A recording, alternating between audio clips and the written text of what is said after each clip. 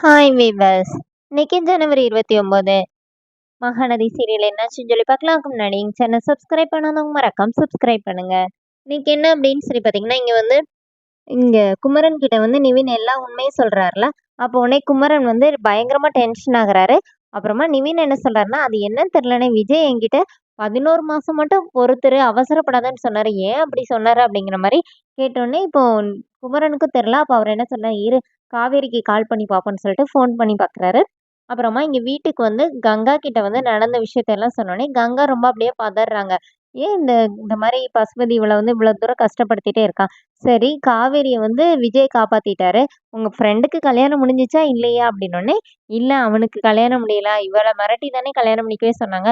இவள காப்பாத்துனனால அவனும் எஸ்கேப் ஆயி வந்துட்டான் அப்படின்னோனே, அவருக்கு கல்யாணம் முடிஞ்சிருந்தா கூட எனக்கு சந்தோஷம் தாங்க. அவளுக்கு எவ்வளோ பிரச்சனை அப்படின்னோனே, இப்ப குமரன் என்ன சொல்றாருன்னா, இவ்வளோ பாசத்த மனசுக்குள்ள வச்சிருக்கல, அவகிட்ட பேச வேண்டியதானே அப்படிங்கிற மாரி கேட்குறாரு. இங்க என்ன ஆகுது அப்படின்னு சொல்லி பார்த்தீங்கன்னா, விஜய் தூங்க வர்றாரு. அப்ப காவேரியும் வந்துடுறாங்க. உடனே நீங்க என்ன எனக்காக வெயிட் பண்ணிட்டு இருக்கீங்க? லைட் ஆஃப் பண்ணிக்கோங்கன்னு சொல்லிட்டு லைட் ஆஃப் பண்ணிட்டு 2 பேருமா படுக்குறாங்க. அப்போ விஜய் என்ன சொல்றாருன்னா, உங்க ஊர் பத்தியா அப்படியே எல்லாருமே ரொம்ப நிதானமா இருக்காங்க அப்படின்னோனே, காவேரி ஆமா எங்க ஊர் அப்படிதான் அப்படின்னோனே, நான் சொல்ல வர்றத சொல்ல விடுறியா?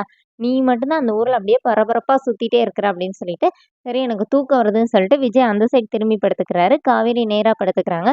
இப்ப என்னன்னா, விஜய் காவேரி விஜய காப்பாத்துனது, அப்புறமா அன்னைக்கு குடிச்சிட்டு உளறுனது, இது எல்லாத்தையுமே யோசிச்சு பார்த்து அப்படியே சிரிச்சுட்டு காவேரிய திரும்பி பார்க்குறாரு.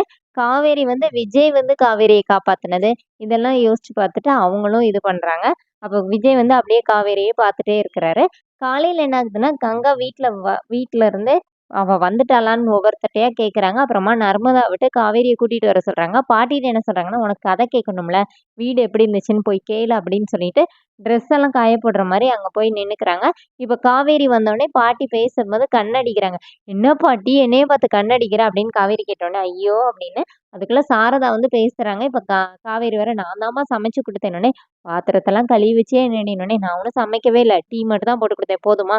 அப்படின்னு சொல்லி பேசிட்டு இருக்கும்போதே, இவ பாட்டி காவேரி பாட்டிட்ட கேட்குங்க. "என்ன என்ட்ட தான் அவ பேச மாட்டாளேன்னு அங்கருந்து என்னையே பார்த்துட்டு இருக்கான்னோனே, உன்ன வர சொன்னதே அவ தாண்டி" அப்படின்னு சொல்லி சொல்றாங்க. அப்படி சொல்லிட்டு காவேரி ஷாக் ஆகுறாங்க. அதோட என்னோட எபிசோட் எண்ட் பண்ணியிருக்காங்க. Thank you.